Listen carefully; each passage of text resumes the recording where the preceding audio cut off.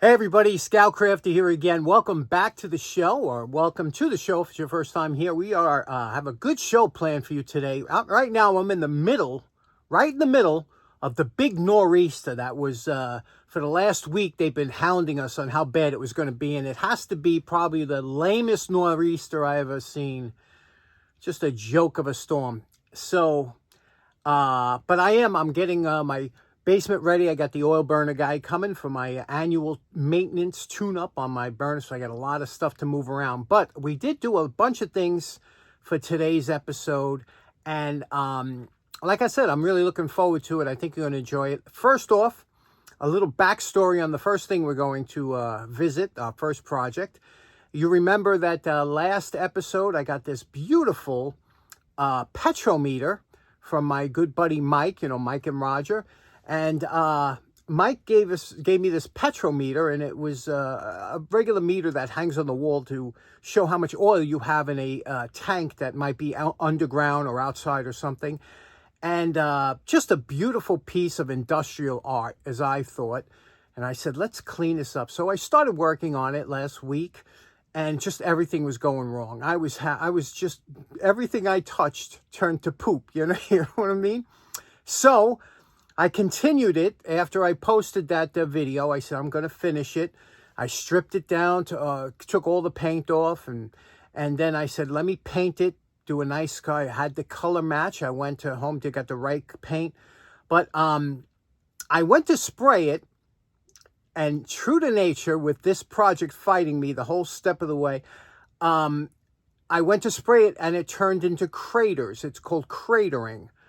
And even though I thought I prepped the metal enough to do it, it just wasn't enough. So I had to remove all the paint. You know what a paint that is? After taping it and prepping it and then painting it, only to have to strip it down again. We've all been there before. It's a horrible feeling. I hate that. Stripped it down again. And this time I shellacked it. First, I shellacked it because of the type of metal it is. Shellac is a fantastic product. It can go above, it can go on top of or under almost any finish, and it sticks to anything. It's really good, all natural. So I shellacked it, and then I primed it, and then I painted it, and then we're working on it. And let me show you where we're at, and let's start with that. Okay, here's the second attempt at painting it, and you can see now it's been shellacked. It's already shellacked. It's taped up, as you can see, all ready for primer. Now we primed it. Primer came out nice. We gave it about an hour to dry. It was a beautiful day for painting, and then we did the top coat. That is apple red. Okay, so here's where we're at. We the paint came out real good. Very happy with that. We just mocked it up here. We're going to put it on a board. The board is going to be gun stock, so it'll be a little bit different color. Going to polish out the brass. Now, this little nozzle that came out of there that we took off, I want to bend around and make it go like into the board somewhere down, so it's part of the piece. You can see how that'll look. We're going to get some brass screws to mount this to the board. Now what we're going to work on is this handle that I broke off. This one here. You see this, let me zoom in for you. Right there. That was my first casualty with this. It was stuck, and I tried wiggling it. I tried heat and everything until all of a sudden it felt like it was going, and it was going because it snapped off. Once it snapped off, I drilled a hole through here because I knew I was going to have to. I couldn't even get this out from the other side or anything. It's stuck. So I said, what I'm going to do, maybe I'll drill into this. I was going to get a brass knob. In fact, I ordered some brass knobs. I was going to make a nice ornate brass knob or make one on a lathe. But I saw a couple of these, and I want to keep it as original as possible. So let's take a look at this piece and what we can do. Now, here's this piece here. You could see it looks like it was nickel plated. And you could see it's some kind of casting material. So first thing we're going to have to do is let's clean this up. See if we can get this into a presentable looking, and then we can always file this down, maybe drill into it and have a stud come out that we can put in that hole. Let's see. Okay, check this out. I believe this is brass, right? So, which is nice. We can clean this up, get on the belt stand or even on the lathe, but I filed down that flat. Now what I'm going to do is I found a nice long screw that I'm going to put in here from the bottom up and I'll cut it to length. This is 832, so I'm gonna right now drill into the center of this, drill and tap it for 832. Then I will put this in, and then this will be operational, okay, once we tighten it. And especially if we get this nice and polished brass. What do you think? See, sometimes you just can't give up. Okay, there we go, all threaded up nicely. We have our screw fits in there nice. And now we have a handle. Now what we're going to do is we're going to file down this section here. Can you see that? There we go. I'm going to file this down, make it flat. We'll put maybe a little nylon washer in between so that it spins nicely, and we'll take care of this handle. Coming nice. Okay, we filed the top down now. We'll put a washer on here. We'll screw this into the little handle there. And boy, look at this. This operates exactly as it would if it was operational. So you cannot tell the difference. Okay, next up, it's coming time to mount it. Now, I showed you this mocked up on here. This is a piece of wood I bought over 20 years ago at a place called National Wholesale Liquidators in Long Island on Route 110. I don't even know if it's still there. I used to get all kinds of, you know, they had amazing bargains on wood. This is an old piece of Douglas fir. And when I say old, look at the growth rings on there. There's over 80 rings that I could count, and that's only in 4 inches of wood. So God knows how old this tree was when it was cut down. Compare that to a piece that I'm going to mount it on, this piece of pine. This thing's what, maybe 15, 12 years old? That's how they harvest them now. And much weaker wood. I'm going to save this for a project that I might need the strength or something on, or just want that many growth rings, where this is just going to be a plaque to hold it on. But isn't that something? Do you have any wood in your shop that you've been saving for a specific project? I don't know if I'll ever use it, but I do not want to use it for something like this. These awesome brass screws I got from my good buddy Bruce Groton, and you can see here, this will fit. I'll just put a counterbore underneath, and that'll fit perfect. Finally, some gunstock stain and 2 coats of shellac. I'm calling this project done. What do you think about that? Now, this is pretty much finished the way we're going to have it. You could see there, the bulb came out nice. Got the cracking out of it mostly. Repaired that lever valve there and made the copper tubing go as if it was running somewhere. And brass screws to hold it up, all clocked. I know a lot of you look for that. And the paint came out real nice. What do you think? You can see that apple red really makes it pop, right? There we go. PetroMeter. Special thanks to Mike and Roger. This is just a fantastic addition. I'll be hanging this upstairs in my living room. You know, a while back, Mike had given me this too. This is a door off of a beautiful, you see this United States Radiator Corporation. This is off an old oil burner. You could see here, this would open the vents and this would open the door. And this is when they made things. Look at this, enameled thing, weighs a ton. But I wonder if that PetroMeter came from the same place as this did. Okay, next up we got John Fix. My good buddy John had a screwdriver modification challenge, and we modified a whole bunch of screwdrivers here. But this one here, this one is probably one of the worst Craftsman examples I have ever seen. I think it is a Craftsman under all that gook, and that is on there. It's not coming off. It is the grunge, as we all say. And look at this tip.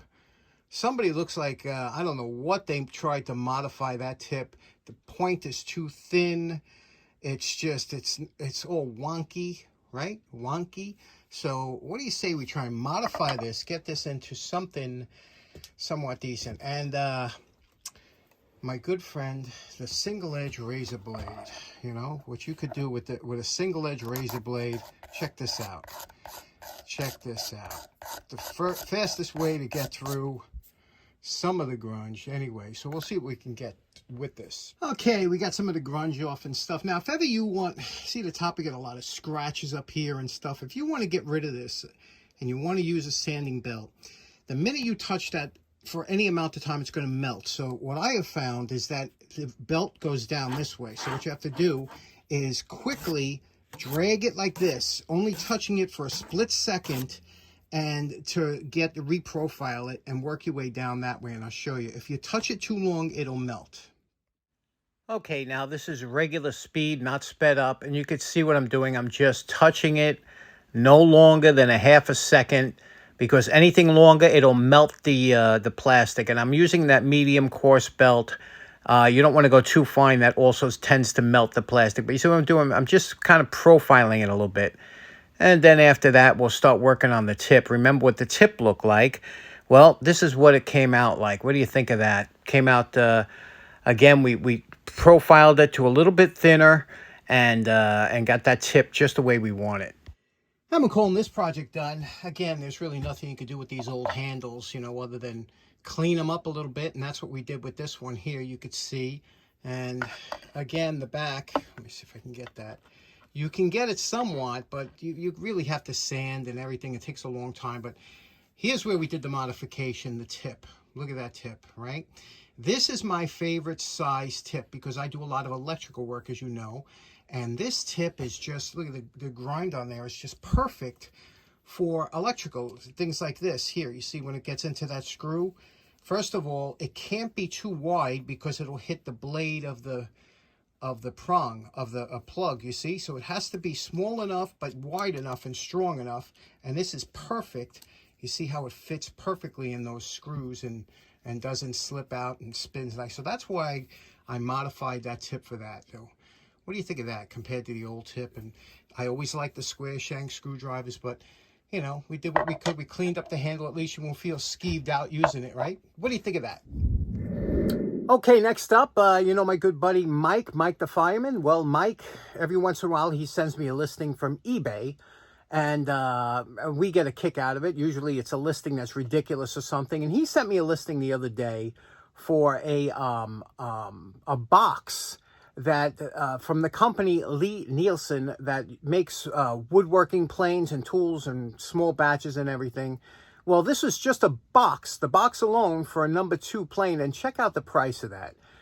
I always get a kick out. I got to tell you something. The collector market, I always thought, you know, it's a lot of insanity in the collector market, isn't there? Remember the old Beanie Babies?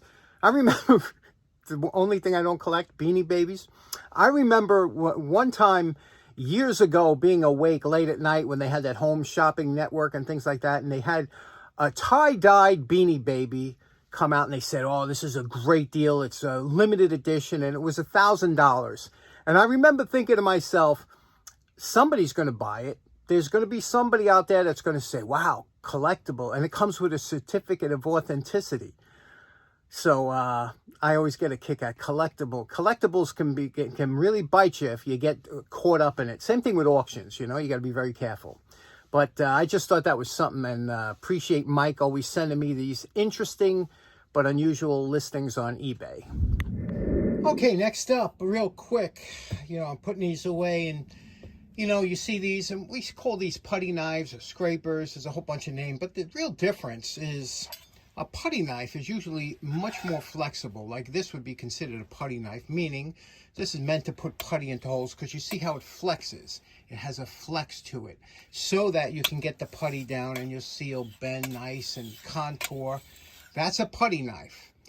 Not to be confused with a scraper. They call these paint scrapers in some areas, and this one here, it's stiff, and you can see it even has stiffeners on the side, and that's meant to do some scraping, paint scraping and whatnot.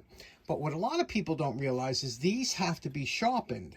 And how do you sharpen a paint scraper? I'm going to show you. First of all, obviously this is a rusty one. Let's give it a wire brushing real quick. And this is an acceptable cleanup. We got rid of all the rust here. You can see here we went over it with the wire brush and the 5-wheel. Now this is, you'll see real close, you might see what looks, that's staining. That's fine. You can't feel it with your fingers. Now, let's talk about the geometry of the tip. Now you can see here, this is worn out. It needs to be resharpened. How do you sharpen it? Most people think you sharpen it like a knife. That's not true. Now, if you want to scrape a piece of wood or paint off something, this is just sliding across. You can see it's not doing anything. It's not lifting up anything. It's just sliding across the top. This geometry has to be square. So it should look like this. The top of that should be square. This is like if it was blown up, if we magnify it. You see how that's square and it's got two cutting edges, one on the left, one on the right. That's what it should look like. So how do you do that? Well, there's a couple ways to do it, but the easiest way, you have a belt sander to just hold this on top of the belt sander and get that nice and flat, and that'll give you two edges instead of this here, which is really good for nothing.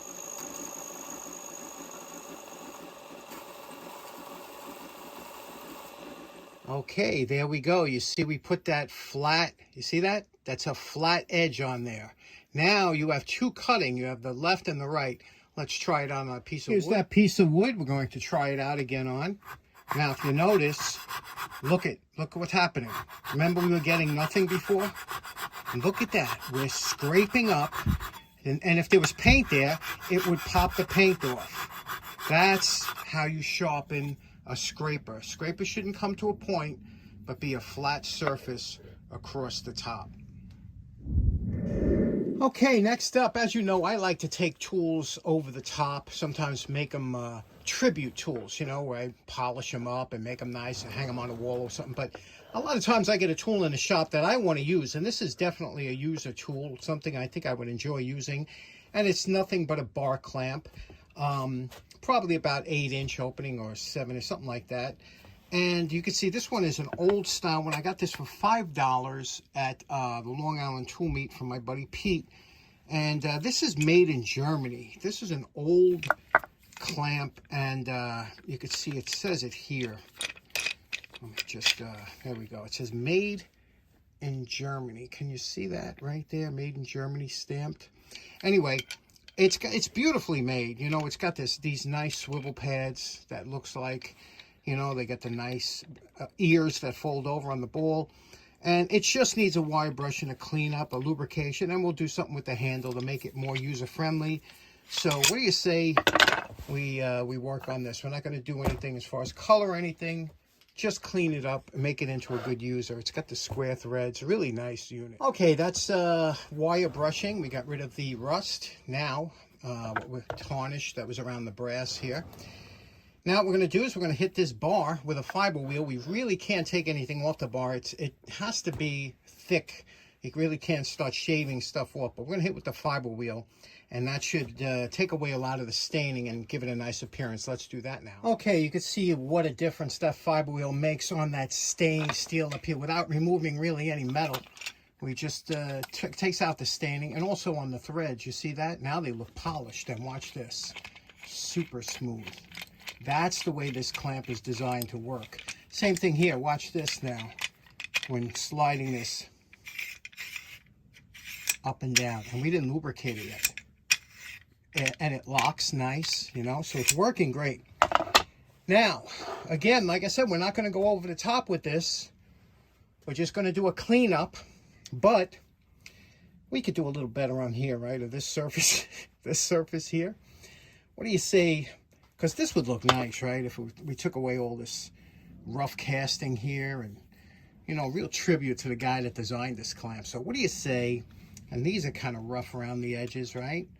And the top is kind of, you know, let's just 5 minutes with the flap sander. What do you say?